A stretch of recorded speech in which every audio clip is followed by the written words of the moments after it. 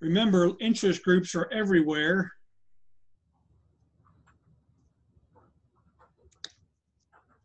Like Ray Stevens, the Santa Claus, they're everywhere. They're everywhere. And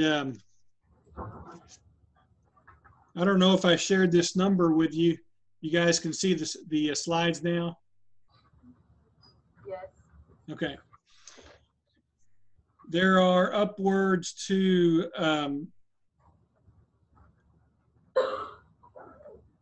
15,000 registered lobbyists that are in just the Washington, D.C. area. That comes out to 28 lobbyists for every congressman. So, and then along with the part-time staffers, the lobbying industry is the third largest industry in Washington, D.C. So it is quite an extensive operation. Remember that their purpose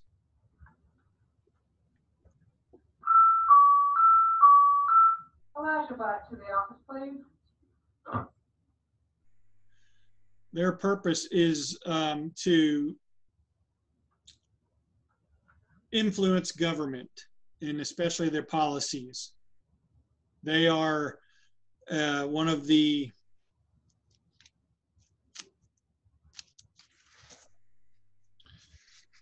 linkage mechanisms like a political party, except they are more specific in their focus.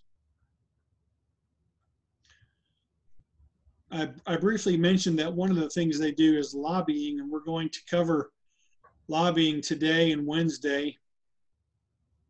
There are both inside lobbying and outside lobbying. We're going to discuss inside lobbying today.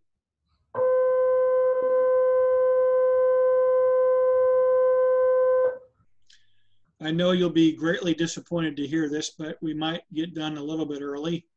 So try to not show your disappointment.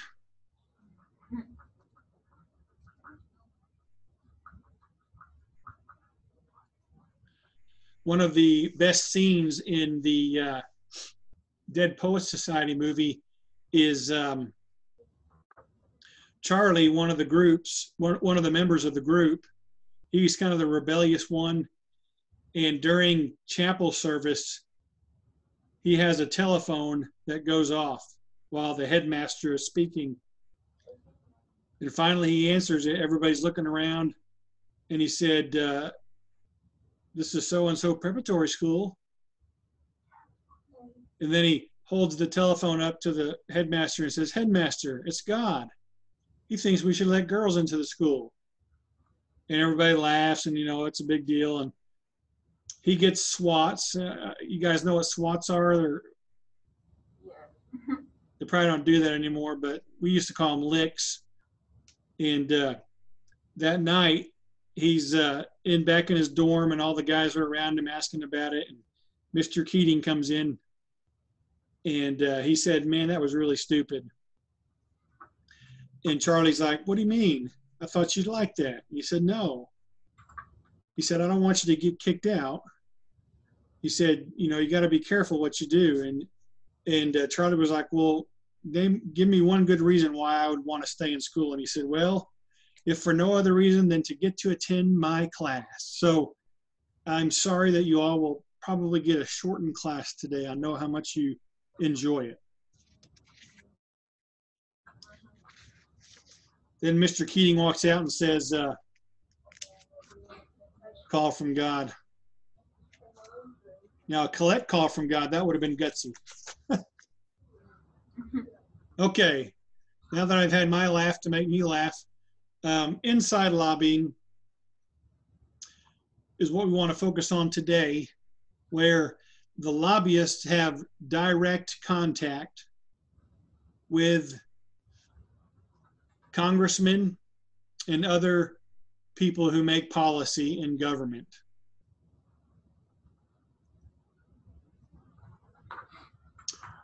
So inside lobbying is really going to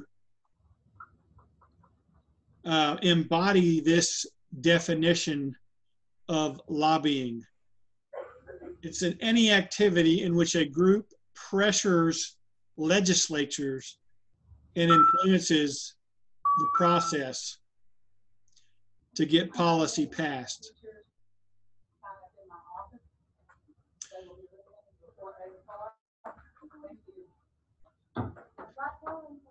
This inside lobbying is not just in the legislature, not just in the Congress, but also in the executive branch and also the judicial branch.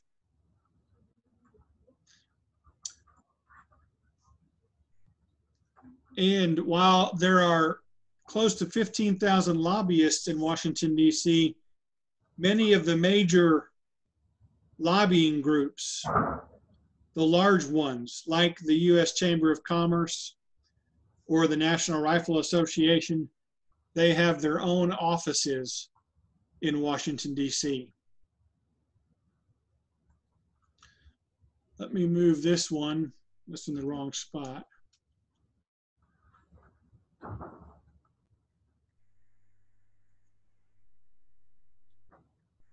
Uh-oh, I think I erased one. Hold on a second.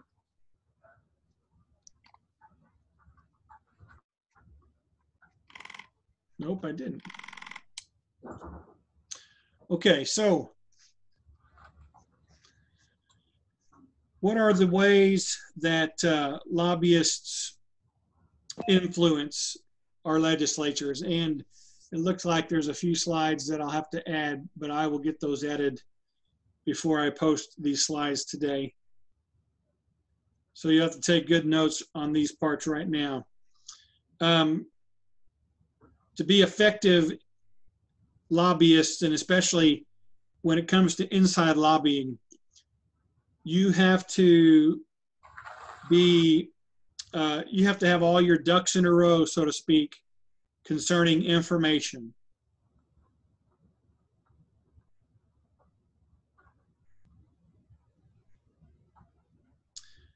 You have to not only have the facts and maybe evidence and statistics to back up what you believe needs to be passed, but you also have to be able to soundly argue your point of view to the legislatures. Maybe it's a subcommittee of congressmen. You have to be able to soundly argue your points and back it up with sound evidence, good facts. Because in the last few years, our government has passed laws to really tighten up the corrupt practices of lobbyists. Lobbyists used to pay bribes to senators. They would give them, and sometimes they would not be called a bribe, but they would give a big cash gift to a leader, which basically sounds like a bribe. It sure does put a lot of pressure on that person to vote for that legislation. So that's been pretty much done away with. And so today, lobbying is closely regulated, and there is a law that requires all lobbies to register their organization and to also report regularly on their expenditures. And so there is an effort to keep lobbyists and lobby groups from having too much influence upon our government. So in order for these lobby groups to be able to be effective, they have to have a good handle of information. That means they know their stuff and they have evidence to back it up. And also, lobbyists usually tend to pitch their ideas and their policies to like-minded politicians. So going from our example on Friday, the National Rifle Association is not going to lobby Senator Bernie Sanders because he is anti-gun. And he is very proud that he continually has received an F grade from the NRA. Nor are they going to lobby Beto O'Rourke. They're going to find like-minded politicians and get them on board and pressure them, influence them, get them to move and pass legislation that's friendly to their interests. Another important aspect of inside lobbying is what we would call having people who have a strong grasp of the policy process. So in other words, you want people who know how the system works. And for that reason, many lobbyists eventually go into public service as a politician. And likewise, many politicians, when they step out of the public office, they usually take a job as a lobbyist. Lobby groups love to get former politicians because they know how the system works. So for effective inside lobbying, you have to have a strong grasp of how the process works. And so that's why so many groups there on that third point maintain lobbyists and even offices in Washington, D.C.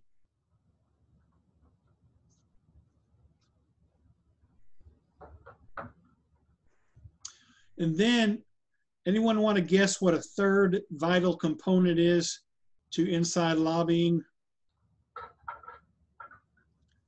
Along with having vital information and having a good grasp of the system, what do you think would be a third vital component of inside lobbying? You ever seen Jerry Maguire? No. The movie? No. Nobody? No. So Tom Cruise is a sports agent, and he gets fired and he loses all of his clients except one guy, played by Cuba Gooding Jr. He's a wide receiver, and he says, "I'm going to stay with you, Jerry." And then he starts singing and yelling on the phone, and he wants Jerry to sing and yell. And then he's like, "Show me the money. Show me the money, Jerry." And Jerry's yelling, "Show me the money." Well, that's the third thing that you need to be a strong inside lobbyist. The money needs to be there.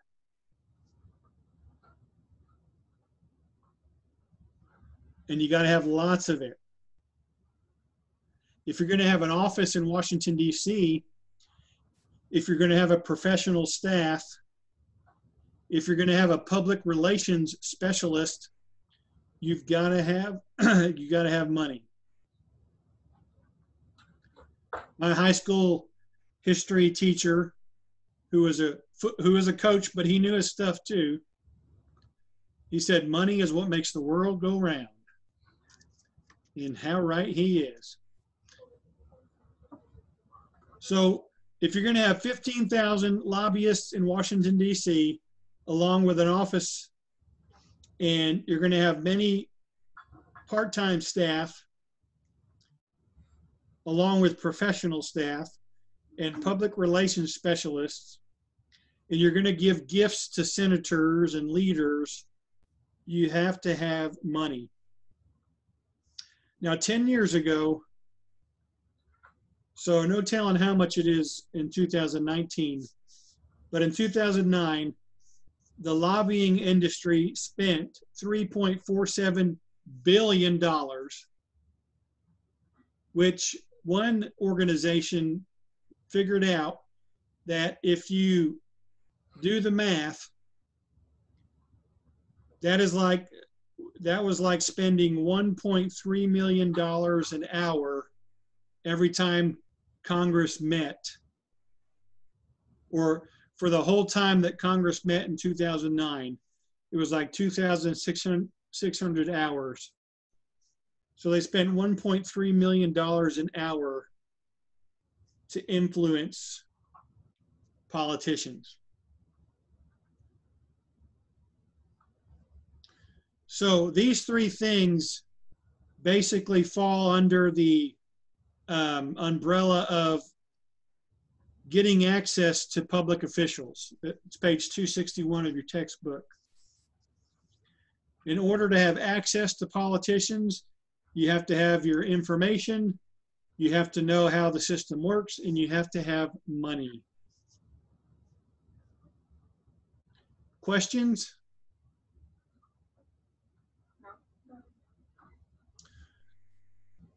So lobbyists can lobby all three branches: legislative, executive, and judicial. The most advantageous way, or the most advantageous branch to lobby, is the Congress, because they're the ones who pass laws. So you'll have more lobbyists trying to influence the legislative branch. And it's also, not only are they the ones that pass laws, but Congress has such a huge workload that they rely heavily upon lobbyists to fill them in on issues. That's why the lobbyists have to know their stuff. But now, if a lobbyist is not honest with a senator, let's say the lobbyist did not give good information, and a senator pursued a course of action to get some legislation passed, and it was turned down, that congressman may never deal with that lobby again because they were not properly prepared. So lobbyists not only have to be properly prepared with their information, but also they have to be honest with the senators about their information. Because many senators are depending upon the lobbyist groups to keep them informed and help them. And if something turns out bad, it looks bad, and it brings a lot of anger and wrath down upon the senators. On page 264, it mentions how they also can influence the executive branch. Not a lot of it is directly trying to influence the president, because he and some of his other staff are not as accessible, but they do try to target other members of cabinet, of the president's cabinet, maybe some of the members that he has appointed, like a Secretary of State or a Secretary of Defense or a Secretary of Energy. You would have, for example, a environmental lobbyist group try to work through the Secretary of Energy or the Secretary of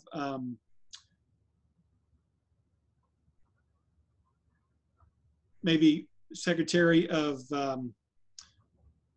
Transportation that deals with fuel, because they're wanting to get influence with the environmental issues to the president. Pharmaceutical companies, this is an example in your textbook. This is a good one. Pharmaceutical companies will provide lobbyists to give much scientific evidence to the Food and Drug Administration, the FDA. So this is how they would have influence on the executive branch. And then you have some lobbyist groups that try to influence the Supreme Court. Probably the most clear example are the pro-life and pro-choice groups that try to influence, and I guess they would have, I guess you would say, they influence both the judicial and the executive.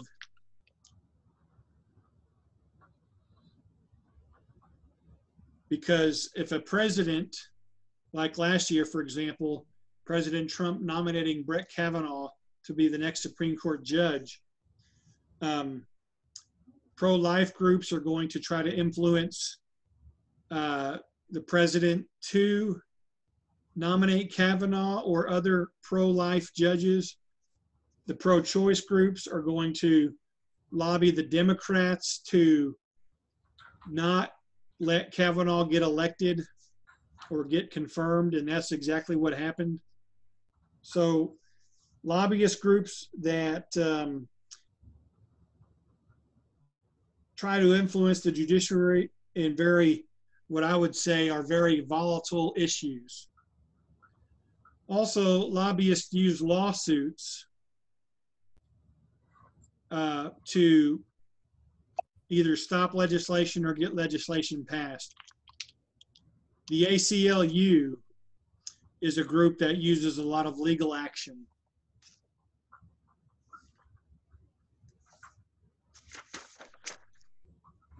Any question on their influence on these three branches of government?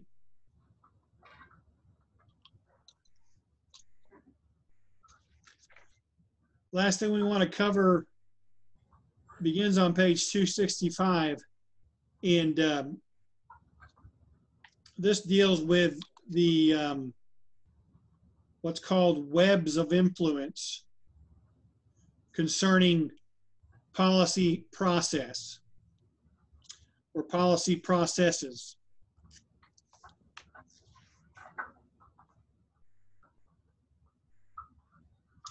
And there are two policy processes that you want to be familiar with. The first one here, I've got this slide for, is called an iron triangle.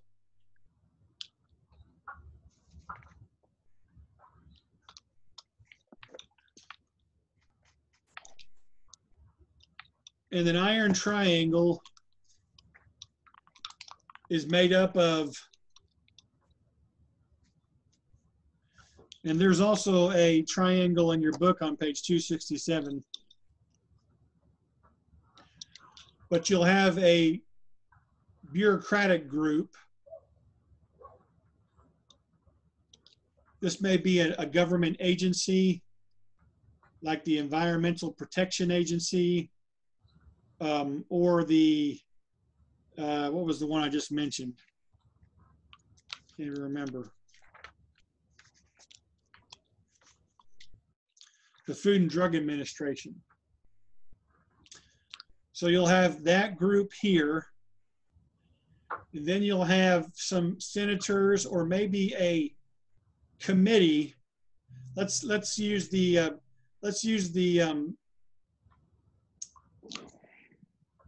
policy group of the Environmental Protection Agency, the EPA. So then you might have a group of senators, a committee, let's say a committee on the study of greenhouse effects. So naturally they would work with the Environmental Protection Agency. And then you would have an interest group like Greenpeace. They're an environmental interest group. And they're trying to influence the committee to pass stronger greenhouse emission laws. And they are also in contact with the bureaucracy. And the textbook shows you more layers of the influence that they have on each other. And so these three groups will work together to get policy passed that's good for the environment. And basically, it's a setup where I'll scratch your back if you'll scratch mine. And we'll work together to get this done. And these triangles are more of a longer term setup. And the issue that they deal with is more of a broader issue, like the environment would be our example in this one. The second policy process that we want to talk about is a more recent one, and it hasn't completely replaced the iron triangle, but some people think it might eventually. But it has gained steam in the last few years, and it is what is called an issue network. And it also has usually at least three groups working together like a triangle, but sometimes more. And it's an informal grouping. It's even more informal than an iron triangle. Then you'll have officials, and you'll have lobbyists. You'll have policy specialists. And they will come around a policy problem. I mean, it's more specific than the iron triangle aspect. The iron triangle might be focused on the environment as a whole, whereas an issue network might be working on let's work to save the polar bears from extinction. Very specific issue. And you might have a lobbyist group like the Save the Polar Bear Club from Alaska. I just made that up. I don't know if that's real, but just for example's sake, Save the Polar Bear Club from Alaska. And then you'll have a lobbyist group, or that is the lobbyist group, excuse me. You'll have officials, maybe the senator from Alaska, and the representative from Alaska. And you won't have maybe a subcommittee of senators from different states, but just the Alaskan senators. And then they are working with policy specialists. Someone within the Environmental Protection Agency. So you can see how it's more, it gets narrowed down more than an iron triangle, and it's more specific. And you also might have other people consult. It's more informal. You might have the Zookeeper Association of America put their input. They might consult Bill Nye the Science Guy, just for an example. So it's more informal, it's more specific, but it also might entail more people than just that triangular three group that the iron triangle has. I hope that made sense. The very last paragraph of this section on page 268 kind of delineates these two groups. An iron triangle has common interests that bring the participants together in a long-lasting and mutually beneficial relationship. An issue network is an immediate issue that brings together the participants in a temporary network, and it's based on their ability to address the issue and deal with the interests of all involved before they kind of dissolve the group. But they do have one thing in common. They are both areas in which organized groups are existing to influence public policy.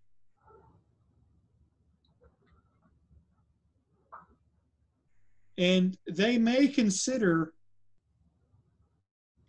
the general public in their decisions, but most